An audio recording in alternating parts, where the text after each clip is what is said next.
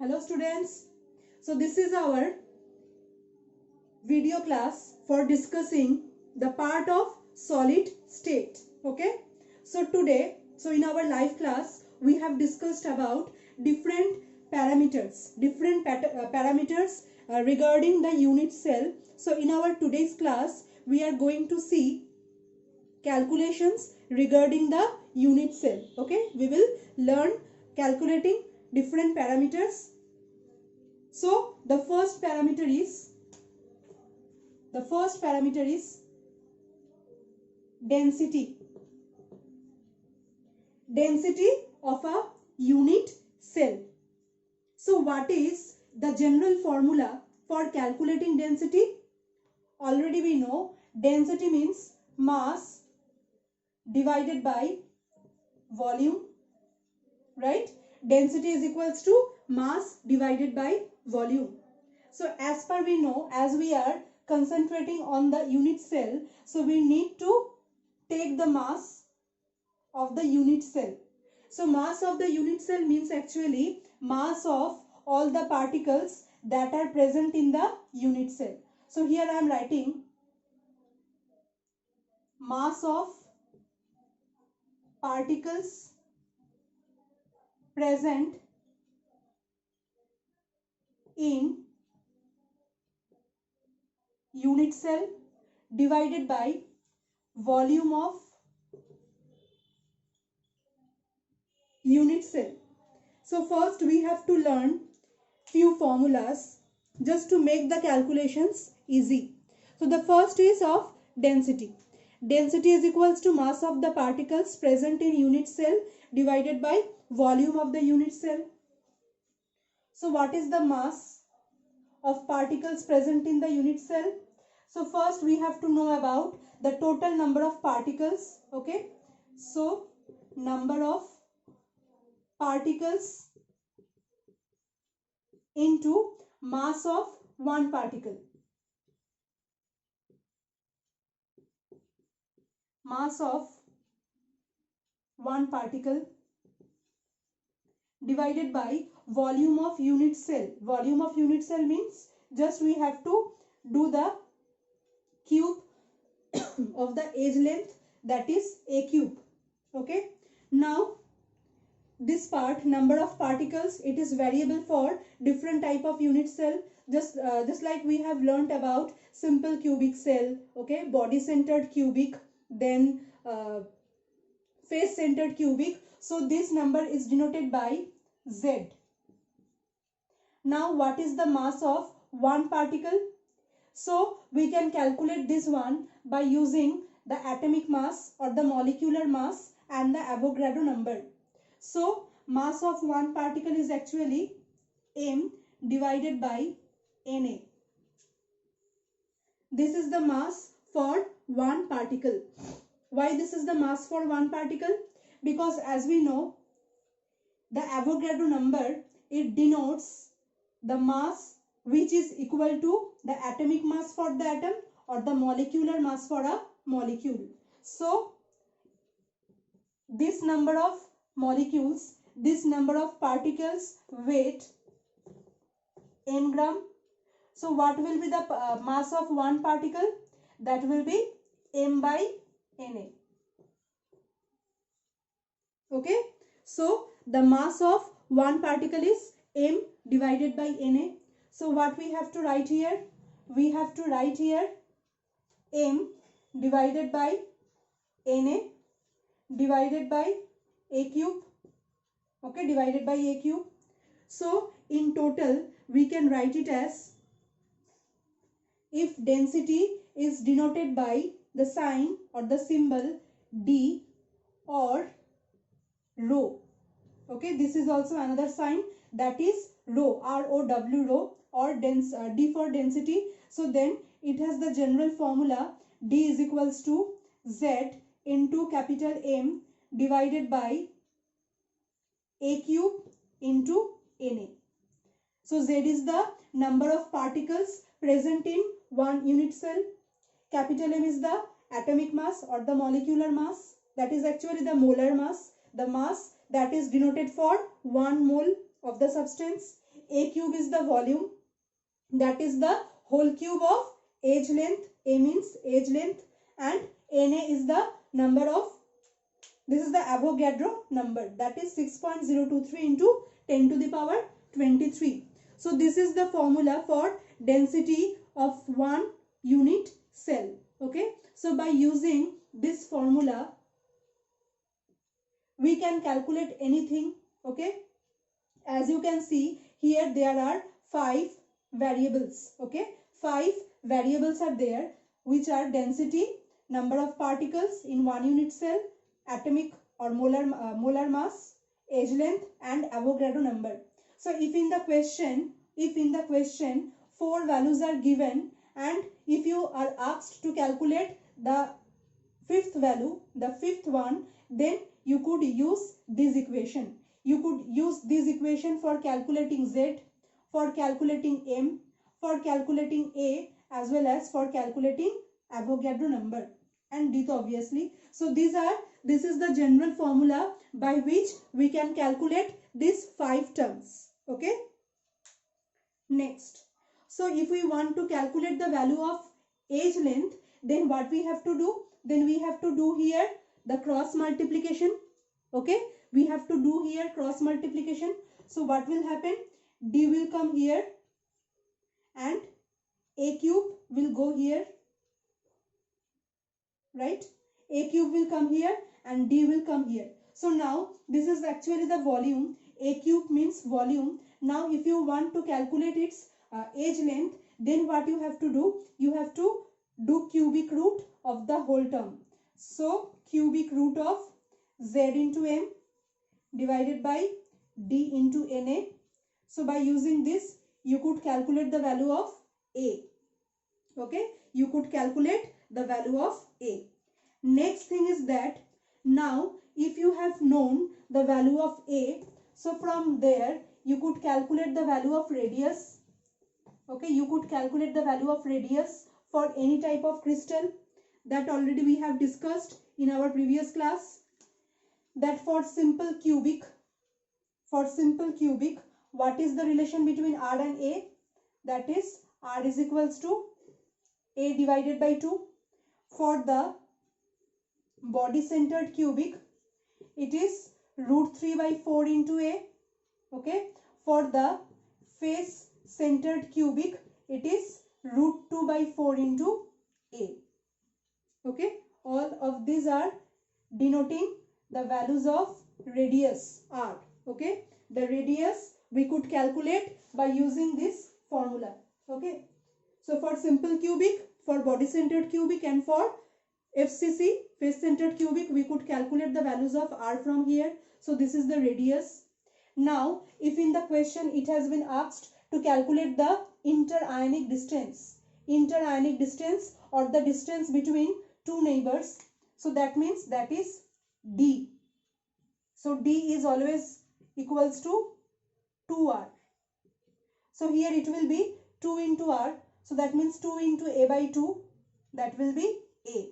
The nearest distance of neighbor is A. Here it will be 2 into root 3 by 4 into A. 2 into root 3 by 4 into A. So that will be root 3 by 2 into A. And for this, D will be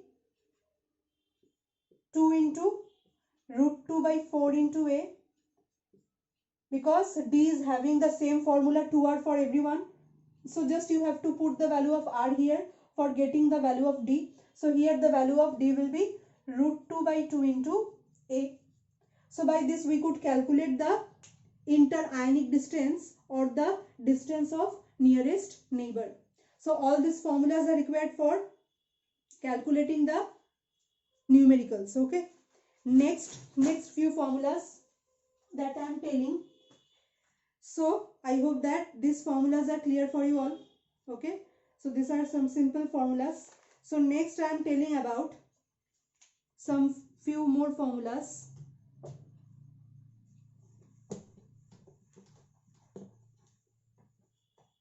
So first you have to remember these formulas properly.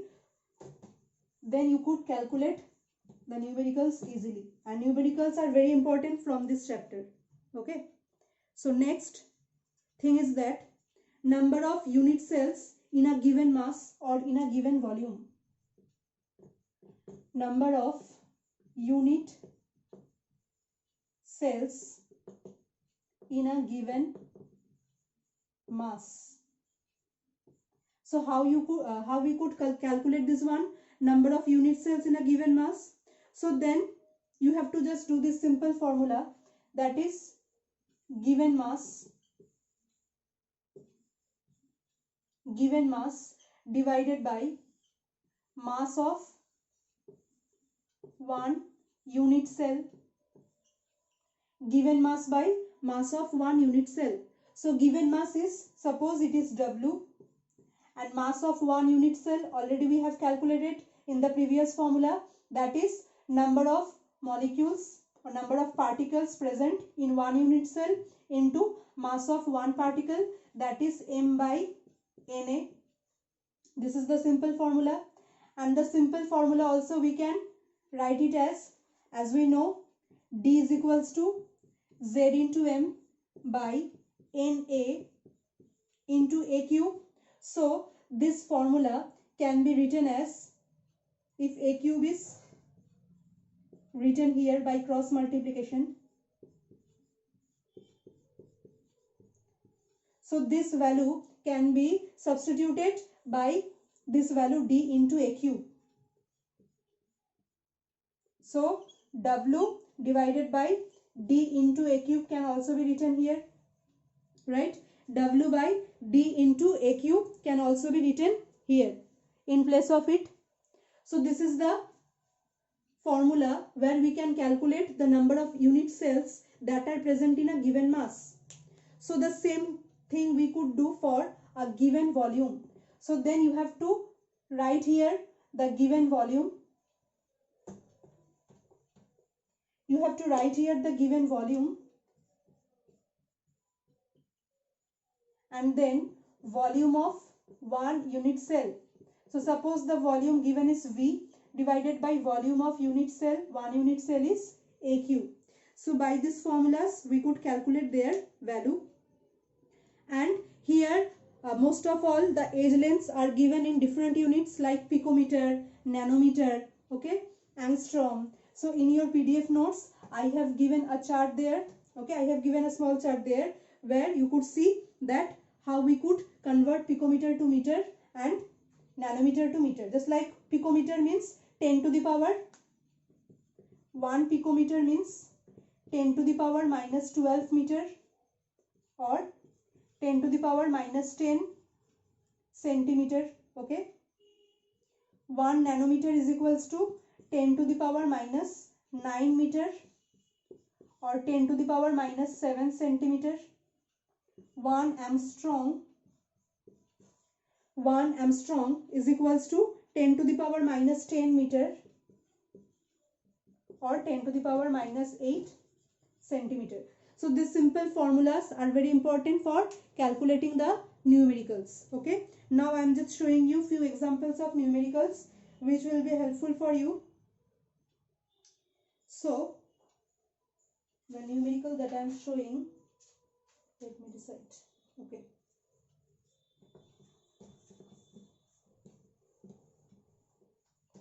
Okay, one numerical just I am showing. There it is written, an element has a body-centered cubic structure with the edge length of 288 picometer. So first of all, in the question it is clearly given the structure is of BCC, means body-centered cubic structure. So for body-centered cubic structure the value of Z is 2. Okay. Now in the question edge length is also given. Edge length is given as 288 picometer. So again you have to convert it into centimeter. So 288 into 10 to the power minus 10 centimeter. Next, what are given in the question? The density of the element is given. Density is given as 7.2 gram per centimeter cube. So how many atoms are present in 208 gram of the element. So this everything is given in the question, and the question is how many atoms are present in 208 gram of the element. So first of all, just observe the question carefully, that in the question it has not been mentioned that what the element is, that what is the element, that is not clear. So atomic mass or molar mass, that is not mentioned in the question. So first we have to calculate the molar mass. So here you have to put this formula as m is equals to d into a cube into na divided by z. Okay, so in this formula you have to put the values of 7.2 here. The value of a cube means 288 into 10 to the power minus 10 whole cube. 7.2 into 288 whole cube into 10 to the power minus 10 whole cube into Na is having the value 6.023 into 10 to the power 23 divided by 2. Then this whole thing has to be divided by 2. Now I am writing here. So now what you have to do, so is equals to, it will come first as 7.2 into 288 whole cube. So this whole cube you have to do. Okay, I am just telling how to do this.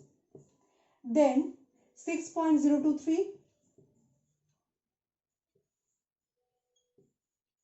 into, now this part of 10 to the power, this part you have to do separately. So 10 to the power minus 10 whole cube means 10 into 3. So 10 to the power minus 30 will come here into 10 to the power 23 is also there, right? So into 10 to the power 23 divided by 2. So this part that you have to do by yourself, I am just telling about this part. So that will come as 10 to the power minus, this part whatever will come, this will come as 10 to the power minus 7 minus 30 plus 23 minus 30 plus 23. So it will come as minus 7 minus 7. Now yes, so now this value it will come in gram. Okay, this value it will come in gram. So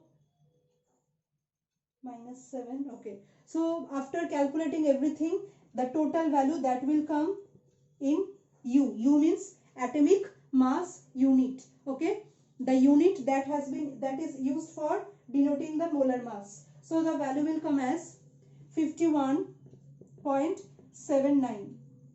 51.79. This will be the molar mass. This will be the molar mass of the element. Now, as per the question, it has been asked that how many atoms are present. How many atoms are present in 208 gram? In 208 gram of the element, how many atoms are present? So what we have to do here, first we have to calculate the mole number and then multiply it with the Avogadro number. So mole number means what? Mole number means given mass divided by molar mass. So given mass means 208 gram divided by 51.79 gram into Avogadro number, that is 6.023 into 10 to the power 23. So by this way you can calculate the total number of atoms that are present in the given mass. So this is the way by which you could calculate the given number of atoms present in a given mass. First you have to calculate the mole number by using its molar mass, and then you have to multiply it with the Avogadro number. Okay, so by this way we could calculate the number of atoms. If in the question it was asked that how many unit cells are present, then there you have to calculate the mass of one unit cell. The mass of that is not been asked in the question, but that could be asked. Then you have to do that given mass divided by mass of one unit cell for calculating the total number of unit cells. So then that will be 208, and the mass of one unit cell is Z into M by Na. So Z will be what? Z will be 2 because it is a body centered. M is 51.79 divided by N means 6.023 into 10 to the power 23.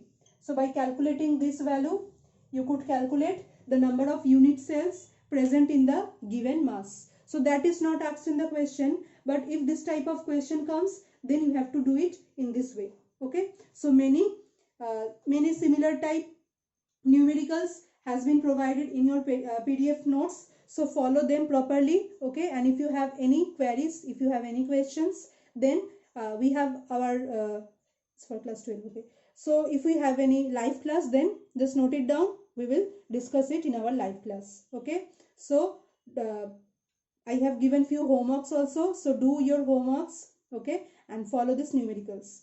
Thank you everyone for watching the video. Have a nice day.